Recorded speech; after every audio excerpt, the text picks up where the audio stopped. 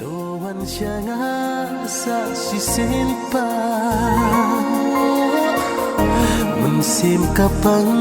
jing im kabla Ngatip deng pen